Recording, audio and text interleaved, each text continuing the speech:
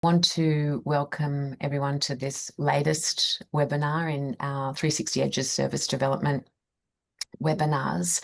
And I'm really delighted today to be joined by Dr. Marianne Jauncey, the Medical Director at the Uniting Medically Supervised Injecting Centre in Sydney, and also by my colleague, Dr. Richard Cash, Head of Service Development here with us at 360.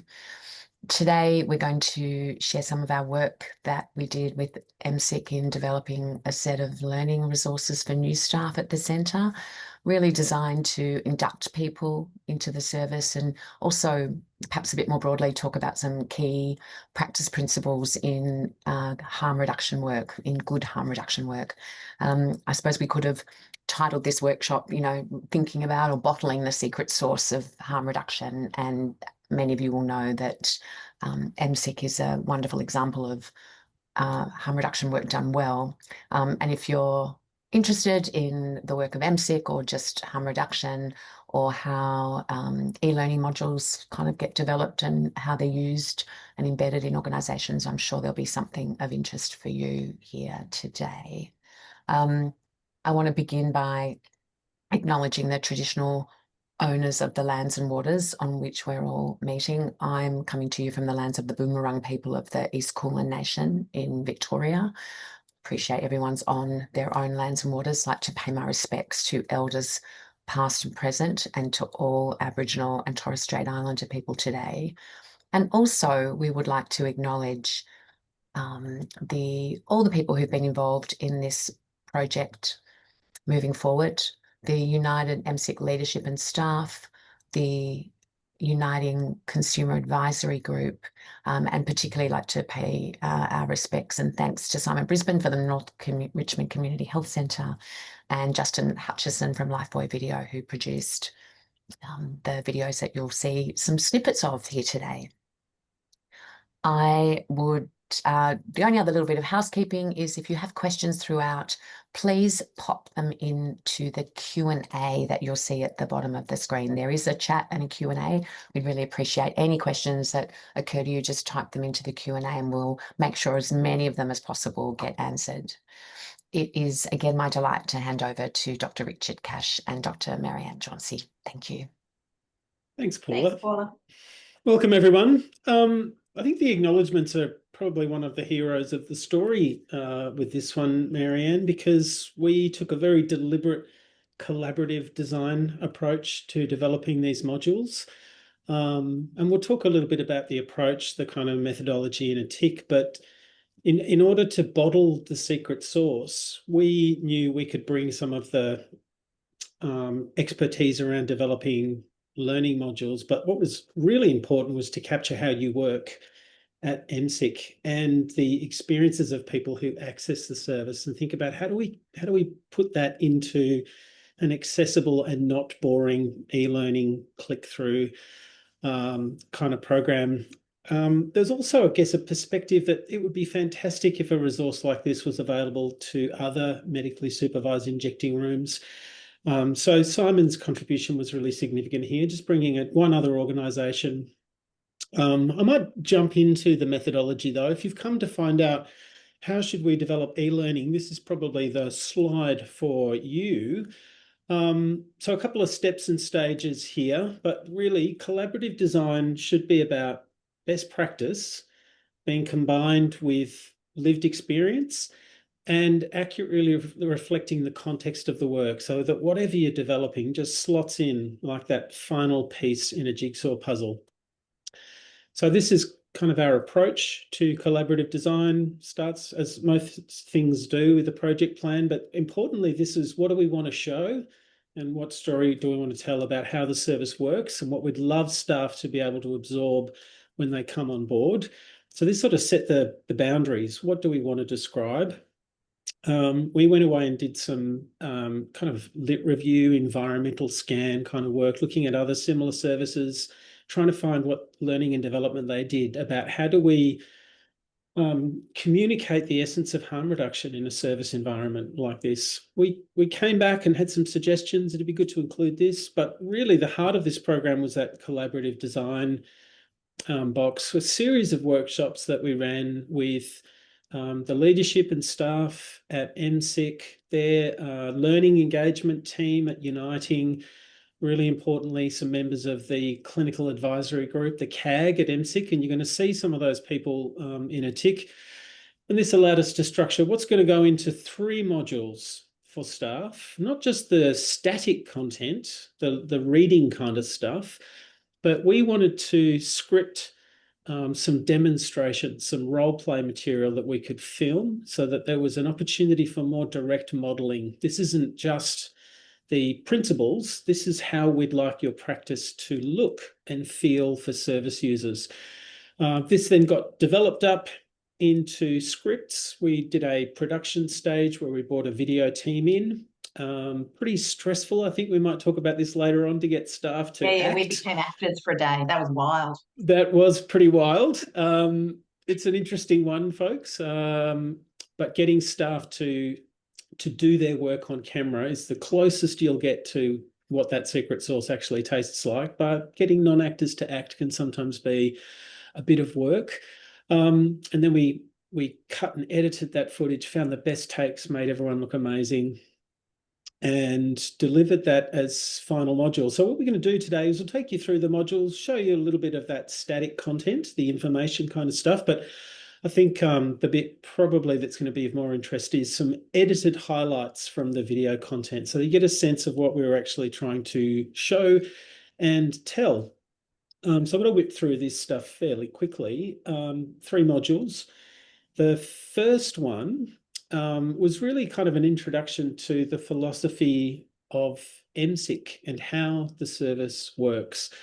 A general introduction to the service, the philosophy of care, but also the nuts and bolts of how the program works, stepping through the 3 stages of registering people, moving them into the supervised injecting space, and then the aftercare space, often where a lot of the relationship development, advocacy, linkage, referral kind of work can happen in a much more relaxed environment. So we sort of laid that stuff out. But really the important stuff here is the way of working material, meeting people where they're at and understanding the life journeys that might have brought them into the service, and perhaps correcting some misperceptions about just because we're a service doesn't mean we're doing treatment in the same way that the rest of the drug and alcohol sector does. We're going to kind of weave that narrative about being person-centered through these modules. So, of course, a bit of history of the program, a bit of information content, but with all of these modules, we built in self-reflection activities, particularly thinking that some staff will come in and don't have a background in harm reduction. So it's an opportunity to think about what resonates in terms of the values, why you do your job with the service, and consider their alignment and consider the kind of their learning and development needs. And these were all throughout. But I'm going to get out of the way now. I'll show you some of the video content that we developed. I think this is the heroes. And this was a bit of a face to camera stuff where Marianne and one of the senior educator, Will, and some of the CAG were able to describe what MSIC's all about. Depending on how this goes, I might stop and start it, but let's jump in and see some of the content we developed. Fundamentally, our mission is about keeping people safe and creating space for positive change. At a very basic level, we provide people with a legal, non-judgemental place to inject drugs. Keeping people safe is so much more than just preventing overdose death. It's about providing care in a welcoming, warm, accepting manner. When I come in, I don't get that feeling of I don't belong. It's I belong. Because MSIC's not just a service for drug use. It's more than that. It's a community. I've used a lot of health services for homeless people and that, and this setup was a lot different. It doesn't matter where the person is when they come through that front door. When they're ready and they approach someone, they'll then look at the person's options. It's different because they don't treat us any different. You know, like a lot of us walk around the label with, problematic drug user, addiction's another word that's thrown around and stuff. We don't get any of that here. We want people who come to MSIC to feel safe, to feel respected and cared for as individuals. That's what we want our staff to do.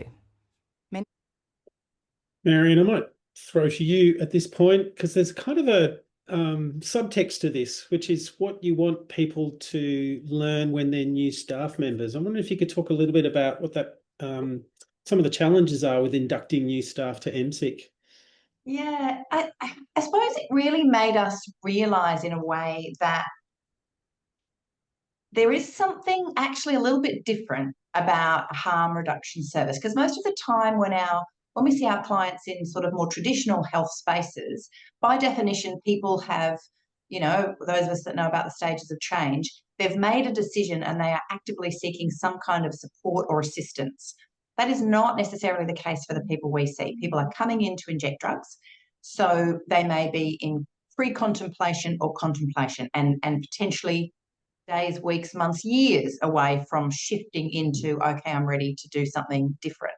And so it is a different way we have and we need to have about creating space for people. And I often use a line from a Rudyard Kipling poem that I think is sort of it's a necessary skill for a good healthcare worker, but I'd argue it's actually a skill for all good humans, which is, if you can sit with pain, mine or your own, without moving to hide it or fade it or fix it.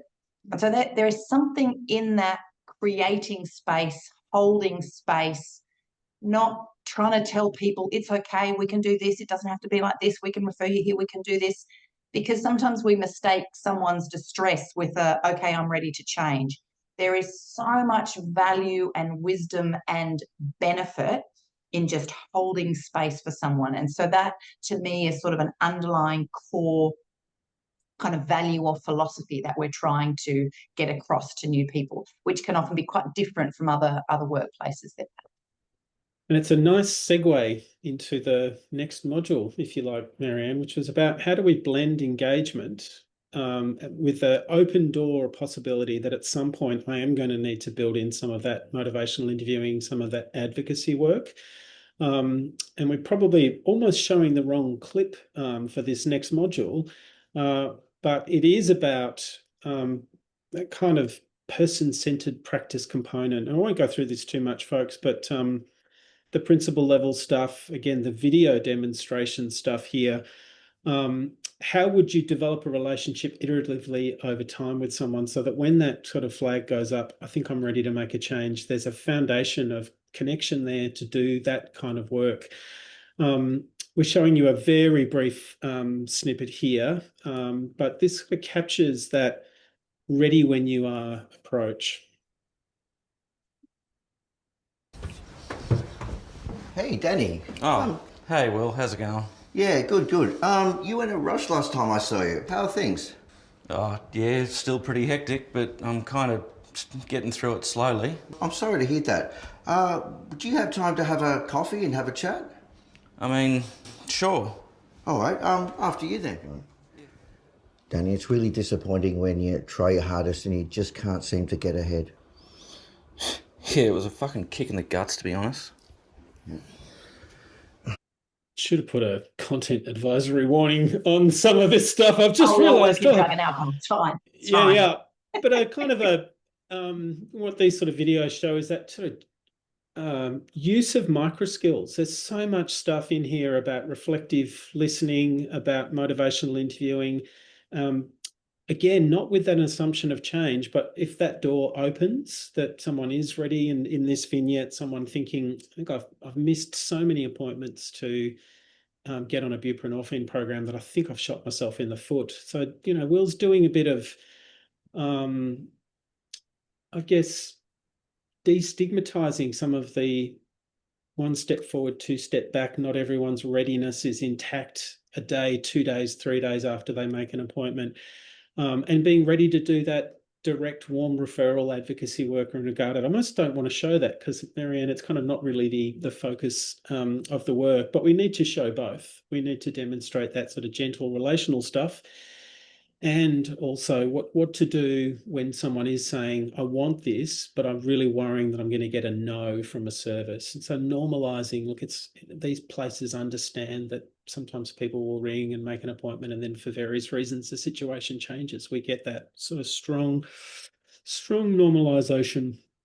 Again, folks, here we wanted to think about learning consolidation, not in a kind of a quiz format, but thinking about how would you know if someone's ready to consider treatment, and what did you notice about the way Will worked when that level of readiness changed for the service users? Some fantastic acting throughout that from a couple of staff members I would want to shout out. One of the things I remember about that video, Richard, was when I watched it, there's a few times that I was almost expecting Will to go. So Will is the clinician in that vignette, and someone saying, yeah, I've had enough, I think I want to do something differently. And I think most people at that stage would go, okay, right, okay, boom. So we've moved into who are we booking with and he just sits with it for just a little bit longer than I think most people would expect. But again, quite a crucial capacity to never make anyone feel like they're being rushed. Yep. And again, I think you can sort of take the sort of academic approach to this of saying, well, there's clearly some micro skills in here, but there's also, I think, a philosophy. It's not our job to see someone ambivalent and give them a shove. It's not our job to push. The focus is making sure that coming back to this service is always going to be safe. And one of the things I took out of that was someone's sense of shame at not following through was a disincentive for them to go to that other service. And you would never want that to happen at a service like MSIC, where you need open doors and you need a really strong, doesn't matter how you show up, we're here to work with you. We're here to help you. So you would never want that sense of cringe, if you like, that I feel like I've let you down, so I'm not going to go back. You wouldn't want that to happen at MSIC. So module 2, bit of engagement, little bit of kind of knowing when to have that motivational conversation and that focus on advocacy, and being really clear that we've got to know the person well enough to know what's important to them and what they want to do without putting a thumb on the scale. The third module, I guess, was touching on the most challenging aspect of the work, and probably important to say from the outset, Marianne, when we're thinking about de-escalation or challenging behaviour, the most difficult end of that, which might be something like aggression, for example, is vanishingly rare in terms of what you do. Safety here is really about making sure people have a safe experience of using drugs. That's kind of the main focus of this module. And we were sort of, when we're doing that scripting process, we're sort of kicking around, well, what's important to demonstrate here? And interestingly, Marianne, you and your service said, actually, we do need to show the hard stuff. We do need to demonstrate how we deal with people who are in distress, not necessarily just aggression, but the importance of that early compassionate intervention to de-escalate distress or risky behaviours for the person or for other service users. So I might kind of ask you, before we show any of this stuff, what's your tolerance for presenting behaviour? Like, and is that a point of difference that it's worth highlighting between MSIC and other services? Look, I think we would like to think that it is. Now, I understand why health services have got signs up saying, we won't tolerate, abusive behaviour, and if, you raise your voice, then you can be asked to leave. I know healthcare workers can get a bad rap, and I get that. But in the same way that you'd never ask somebody with dementia at a nursing home to leave the service because they raised their voice, because you'd acknowledge that that's an unrealistic expectation. Equally, I would say you can't work at an injecting centre with people who are homeless, with untreated mental health conditions and dependent on a range of different substances, never to raise their voice or use cuss words. It's just silly. So you know, our intent is to try and help our staff really understand if somebody comes in distress and they're yelling and upset or whatever, they're not yelling and upset at you. They're yelling and upset at their experience of the world that day, that week, that month, that year. And so there are really ways that you can lean in and work with someone that are incredible practical skills to have elsewhere in your work and indeed in the rest of your life. Yeah, it's that sort of responding to distress and seeing it for what it is creates space for people to express themselves without the sort of expectation this is going to escalate into something like aggression. So, you know, this is a hard thing to teach. Paula and I do workshops about de-escalation, and I think in some ways you need to model this behaviour in order that people know what you're talking about. Having said that, of course, we threw in some information content in here, you know, about what signs of escalation are, and particularly sort of picking the difference between people just being a bit emotionally dysregulated and when it might start to threaten a risk to themselves or to another service user or to staff. So we've got some principle level stuff in here. Again, we've got some reflective practice questions. I think we talked about, Marianne, at the time, that this might be a hard thing for people when they come in. Either they've got that expectation that it is going to be an aggressive environment, or that they might not feel confident in responding to distress in the way that we are hopefully going to show. We did something a bit different for this video vignette. We actually filmed a version of a really crap example of de-escalation where probably what happened was a bit of escalation. And then we had an example of a successful containment, if you like. And then we had an example of actually needing to ask someone to leave. So we showed a kind of broad gamut, but there's an opportunity that was nice in here to sort of touch base with Will, who again was the staff member demonstrating the practice, to think, look, what did you do that didn't work? So we've got, you know, a bad example, Will talking about why it didn't work, and then a much better example, and then Will talking about sometimes we just have to try to emphasize safety for all and ask someone to come back at another time. So I'll get out of the way and show you this. And there's a cameo in here that webinar. Yeah, when you said that you made sure everybody looked amazing, I'm not sure that was entirely true. Well, let's let the audience be the judge. I can't help you if you've got an uncapped fit. Oh, fuck this.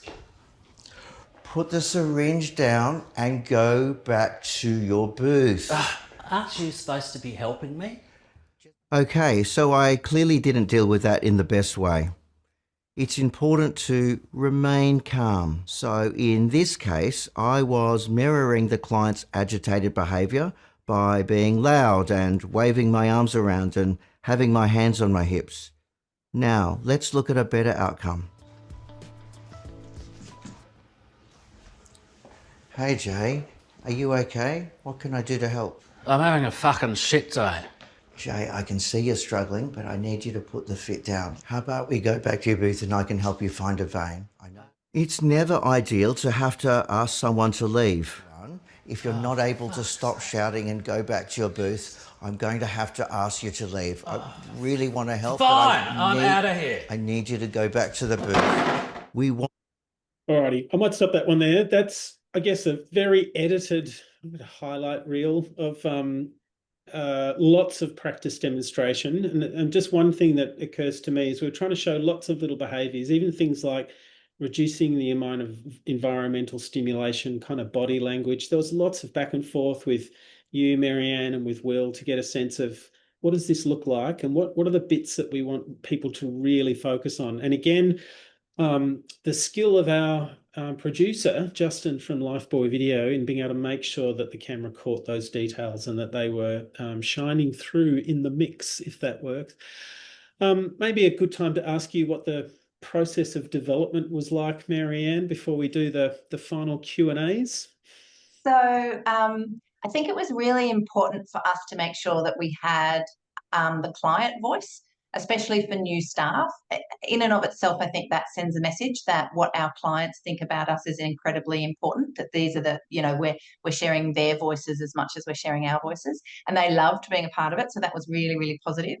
The developing the script was great. I have to say, as clinicians and running a health service, being actors for a day was incredibly stressful, and we probably didn't allow enough sort of time in hindsight for just the process of turning into an actor and having to take direction and stuff from film people. But again, I think it was far better than the alternative, which was to try and get actors. So the final product we're really happy with. But yes, the process of being actors for a day was a little bit more stressful than we thought. But we're really thrilled with the final product, which we're hopefully always, you want to try and model good behaviour, and we do that every day on the floor, and that's why we wanted to make sure that videos were a core component of the online learning and not just kind of boring reading words that don't mean anything. You bet. You're going to share this module with other supervised injecting rooms across the globe, and again, a boring, perhaps language dependent text pales in comparison to a demonstration of your practice, I think, Marianne. Yes, if anybody wants copies, we didn't make this to make money. So if it is of any use for people, we've got a platform to be able to share it with anybody who's interested. Wonderful. Richard, there's a couple of questions, Richard and Marianne, so I want to jump in there quickly because I know we've only got a minute or so. First, very quick question, easy. Copy of the slides from this presentation, will they be available to attendees? Marianne, you've already answered the second question that you're happy to share modules, so people could contact MSIC directly for that. Will we send today's slides out as well, Richard, to the attendees? I'm not sure. I can't see any reason why we can't, but more importantly, this will go up on the 360 Edge YouTube channel, so you'll definitely be able to get access to this one way or the other. Yes, as it said now, thank you. There'll be a recording on our website available. And also for you, Marianne, I suspect this question is from the panel. Great question. The question was, most people take drugs in the pursuit of pleasure.